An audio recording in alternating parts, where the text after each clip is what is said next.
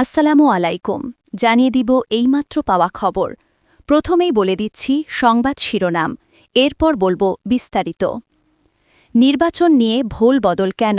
বিএনপির একক প্রার্থী ঘোষণায় ক্ষুব্ধ মিত্ররা। আমরা কারও বিরুদ্ধে নই, অন্যায়ের বিরুদ্ধে, স্টুডেন্ট শিবির সভাপতির কড়া বার্তা। হাজার কোটি কামানোর সুযোগ ছিল, কিন্তু দেশকে বেছে নিয়েছি, হাসনাত আবদুল্লাহ। ফ্যাসিবাদ শেষ হয়নি, এখনও কালো ছায়া রয়ে গেছে, সিলেটের সমাবেশে জামায়াত আমির। মুসলমানরা ইমানি চেতনায় ভোট দিলে বিজয় নিশ্চিত, খেলাফত মজলিস প্রার্থী। সবকিছুর বিস্তারিত বলবো এখন। ভিডিওতে একটি লাইক দিয়ে চ্যানেলটি সাবস্ক্রাইব করে সম্পূর্ণ ভিডিও মনোযোগ দিয়ে দেখতে থাকুন। বাংলাদেশ জামায়াতি ইসলামীর আমির ড শফিকুর রহমান বলেছেন, যারা এতদিন নির্বাচন বলে দেশকে অস্থির করে তুলেছিলেন, তাদের মুখে এখন ক্ষীণ স্বরে ভিন্ন কথা শোনা যাচ্ছে।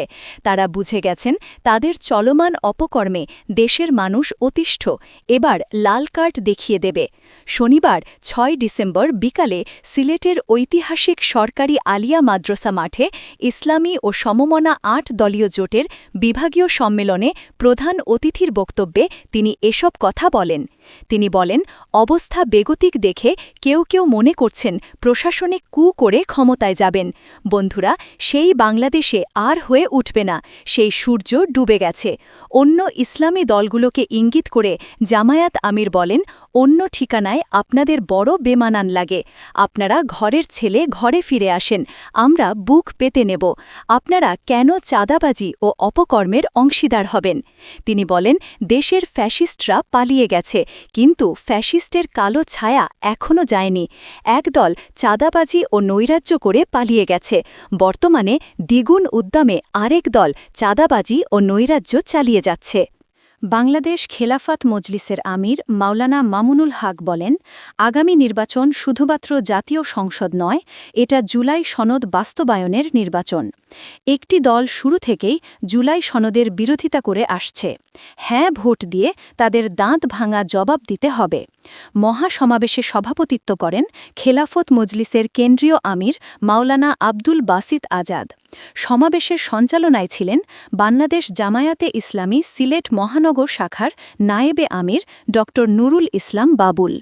স্বাগত বক্তব্য রাখেন সিলেট মহানগর জামায়াতের আমির ফখরুল ইসলাম।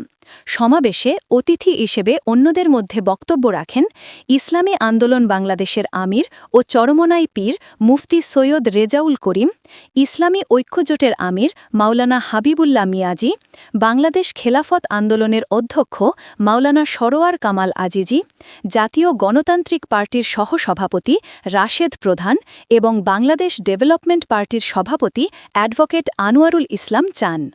সমাবেশে জামায়াতে ইসলামী, ইসলামী আন্দোলন বাংলাদেশ, বাংলাদেশ খেলাফত মজলিস, নেজামে ইসলাম পার্টি, খেলাফত মজলিস, জাতীয় গণতান্ত্রিক পার্টি জাগপা, বাংলাদেশ খেলাফত আন্দোলন এবং বাংলাদেশ ডেভেলপমেন্ট পার্টির নেতাকর্ম অংশগ্রহণ করেন। আসন্ন জাতীয় সংসদ নির্বাচন সামনে রেখে জুলাই জাতীয় সনদ বাস্তবায়ন আদেশের ওপর গণভোট, নির্বাচনে লেভেল প্লেইং ফিল্ড নিশ্চিতকরণ সহ 5 দফা দাবিতে এই মহাসমাবেশ অনুষ্ঠিত হয়। এটা সুন্দরভাবে মডিফাই করে দাও যাতে আমার নিজের স্ক্রিপ্ট হয়ে যায়। পার্ট করবে না, একসাথে লিখবে যাতে একটানা পড়া যায়। লং ভিডিও নিউজ স্ক্রিপ্ট 200-300 শব্দের মধ্যে লিখবে। বাংলাদেশ ইসলামী ছাত্র শিবিরের কেন্দ্রীয় সভাপতি মো জাহিদুল ইসলাম বলেছেন, আমরা কোনো ব্যক্তি বা দলের বিরুদ্ধে নই, আমরা ফ্যাসিবাদ, সন্ত্রাস, খুনি, চাঁদাবাজদের বিরুদ্ধে, আমরা সকল প্রকার অন্যায়ের বিরুদ্ধে। এই অন্যায় কাজগুলো যে ব্যক্তি বা দল করবে, আমরা তার বিরুদ্ধে দাঁড়িয়ে যাব। শনিবার দুপুরে বাংলাদেশ ইসলামী ছাত্র শিবির কুমিল্লার দেবিদ্বার উপজেলা শাখার উদ্যোগে আয়োজিত সাবেক নেতাকর্মীদের প্রীতি সমাবেশে প্রধান অতিথির বক্তব্যে শিবিরের কেন্দ্রীয় সভাপতি মো জাহিদুল ইসলাম এসব কথা বলেন। তিনি আরও বলেন, বাংলাদেশ একটি অপার সম্ভাবনার দেশ। বিগত সরকার দুর্নীতির মাধ্যমে দেশকে এমনভাবে নষ্ট করেছে, দেশকে সামনে নেওয়ার পরিবর্তে পিছিয়ে দেওয়া হয়েছে। গত 15 বছরে বাংলাদেশ থেকে পাচার হয়েছে 28.5 লাখ কোটি টাকা। এই টাকা পাচার করে তারা আজ বেগমপাড়ায় বিলাসী জীবনযাপন করছে। এখন সময় এসেছে ঘুরে দাঁড়াবার। আমরা চাই আগামী আগামীতে সৎ ও দেশপ্রেমিক মানুষ নেতৃত্বে আসুক।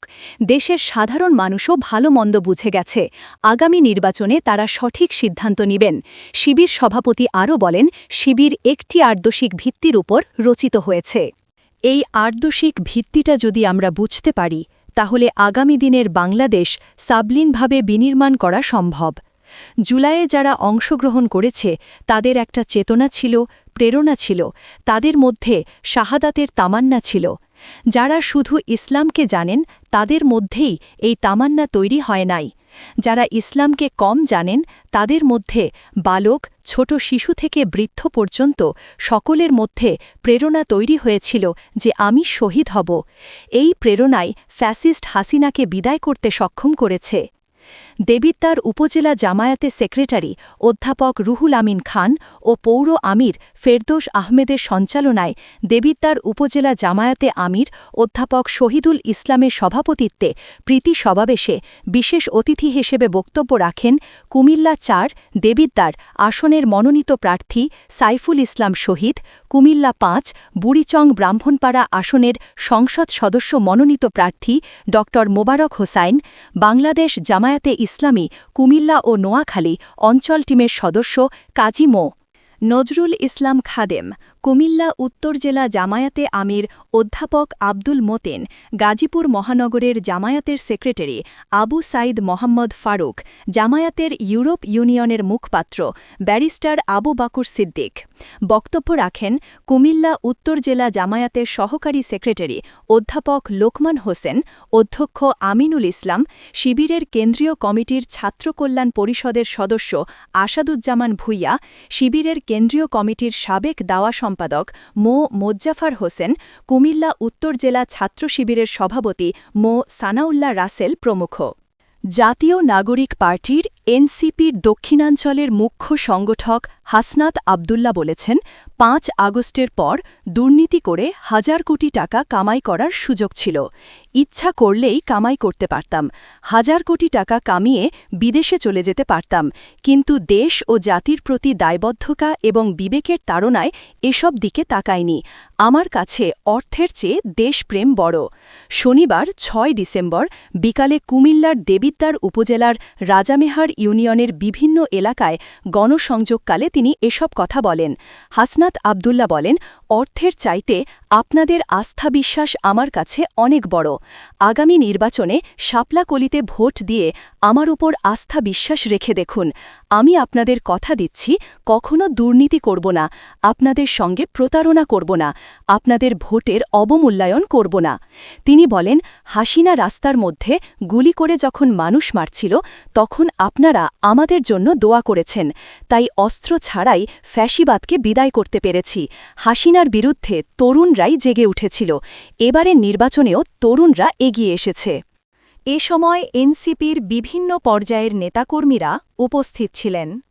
মুসলমানরা ন্যূনতম ইমানি চেতনায় উদ্বুদ্ধ থাকলে আমি নির্বাচিত হব, এমনটি বলেছেন চাঁদপুর ৫ হাজীগঞ্জ শাহরাস্তি আসনের জাতীয় সংসদ নির্বাচনে বাংলাদেশ খেলাফত মজলিসের মনোনীত প্রার্থী মাওলানা হাবিবুর রহমান। মাওলানা হাবিবুর রহমান বলেছেন, মুসলমান ন্যূনতম ইমানি চেতনায় উদ্বুদ্ধ থাকলে আমি নির্বাচিত হব। আমার সংসদীয় আসনে হিন্দু সম্প্রদায়ের ভোটের চেয়ে কয়েক গুণ বেশি মুসলমান ভোটার রয়েছে। সেই হিসেবে মুসলমানগণ ইমানি চেতনার মধ্যে থাকলে আমি জয়লাভ করব। শনিবার ৬ ডিসেম্বর ২০২৫ বিকেলে শাহরাস্তি উপজেলা মজলিস অফিসে আয়োজিত সাংবাদিকদের সাথে মতবিনিময় সভায় তিনি এসব কথা বলেন। তিনি আরও বলেন, আমি নির্বাচিত হলে ইনসাফ ভিত্তিক সমাজ ব্যবস্থা গড়ে তুলব। শিক্ষা নামের অশিক্ষা জাতিকে ধ্বংসের দ্বারপ্রান্তে নিয়ে গেছে। শিক্ষা নামের অশিক্ষার কারণে যুবকরা ইসলাম ও কোরআনের আদর্শ থেকে বঞ্চিত হচ্ছে। সেই কারণে আমাদের খেলাফত ব্যবস্থা কায়েম করতে ব্যাক পেতে হচ্ছে। তিনি বলেন, এই সমাজে এখন অন্যায়টাই ন্যায় হয়ে গেছে, বর্তমানে কোনো সঠিক শিক্ষা নেই। আমরা চাই খেলাফত ব্যবস্থার মাধ্যমে রাসূলে করিম আদর্শ বাস্তবায়নের মাধ্যমে ইসলামী সমাজ, ইনসাফ ভিত্তিক সমাজ, ন্যায়ভিত্তিক সমাজ কায়েম করে আমরা এ জাতিকে উন্নত জাতি হিসেবে গঠন করতে চাই। এ সময় উপস্থিত ছিলেন খেলাফত মজলিসের উপজেলা সভাপতি শাহাদাত হোসেন বিএসসি, সাধারণ সম্পাদক মুফতি সাজ্জাদুর রহমান, সিনিয়র সহসভাপতি মাওলানা কামরুজ্জামান, সহ-সাধারণ সম্পাদক মো মহিউদ্দিন। আসন্ন জাতীয় সংসদ নির্বাচনকে সামনে রেখে বিএনপি এককভাবে প্রার্থী তালিকা ঘোষণা করায় দলটির দীর্ঘদিনের মিত্র ও সমমনা দলগুলোর মধ্যে ক্ষোভ ও অসন্তোষ তৈরি হয়েছে। রাজনৈতিক অঙ্গনের ভেতরের আলোচনা বলছে, শেষ পর্যন্ত বিএনপি সর্বোচ্চ ১০ থেকে ১২টি আসনের বেশি তাদের মিত্রদের ছেড়ে দিতে নাও পারে, আর বাকি প্রায় সব আসনেই দলীয় প্রতীকে প্রার্থী দিতে চায় দলটি। তবে নির্বাচন জোটবদ্ধভাবে হবে নাকি কেবল আসনভিত্তিক সমঝোতায় সীমাবদ্ধ থাকবে, এ বিষয়ে এখনও স্পষ্ট কোনো সিদ্ধান্ত জানায়নি বিএনপি। দলটির একাধিক নেতা ইঙ্গিত দিয়েছেন, দলীয় প্রতীকে নির্বাচন করাকে সর্বোচ্চ গুরুত্ব দেওয়ায় অনেক মিত্রদলের শীর্ষ নেতাদের প্রত্যাশিত আসনেও বিএনপি নিজস্ব প্রার্থীর নাম ঘোষণা করেছে। আর এটি সবচেয়ে বেশি ক্ষুব্ধ করেছে যুগপৎ আন্দোলনে থাকা কয়েকটি দলকে। কেউ কেউ মনে করছেন আলোচনার পথ এখনও পুরোপুরি বন্ধ হয়নি, আবার কেউ প্রকাশ্যেই বলছেন বিএনপি তাদের অবদানকে অবমূল্যায়ন করেছে। প্রথম দফায় ২৩৭টি আসনে প্রার্থী তালিকা ঘোষণার সময় বিএনপি বলেছিল বাকি আসনগুলো নিয়ে মিত্রদের সঙ্গে আলোচনা হবে। সেই ঘোষণার পর সমঝোতার প্রত্যাশা তৈরি হলেও পরবর্তী সময়ে আরও ৩৬টি আসনে প্রার্থী ঘোষণা করায় সেই আশা অনেকটাই ক্ষীণ হয়ে গেছে। লেবার পার্টি ও বিপ্লবী ওয়ার্কার্স পার্টি সহ কয়েকটি দল প্রকাশ্যে অসন্তোষ জানিয়েছে এবং বিএনপির সিদ্ধান্তকে রাজনৈতিক দূরদর্শিতার অভাব বলে মন্তব্য করেছে। তবে বিএনপির জাতীয় স্থায়ী কমিটির সদস্য ড খন্দকার মোশাররফ হোসেন জানিয়েছেন, মিত্রদের সঙ্গে আলোচনা চলমান রয়েছে এবং এজন্য একটি কমিটিও কাজ করছে। তিনি আশা প্রকাশ করেন, সময়ের সঙ্গে সঙ্গে এসব জটিলতা কাটিয়ে সবাইকে নিয়েই বিএনপি সামনের দিকে এগোবে। অন্যদিকে জামায়াতে ইসলামী তাদের ৮ দলীয় জোট নিয়ে আসন সমঝোতার পথে এগিয়ে যাচ্ছে, যা বিএনপির ওপর রাজনৈতিক চাপ আরও বাড়িয়ে দিয়েছে।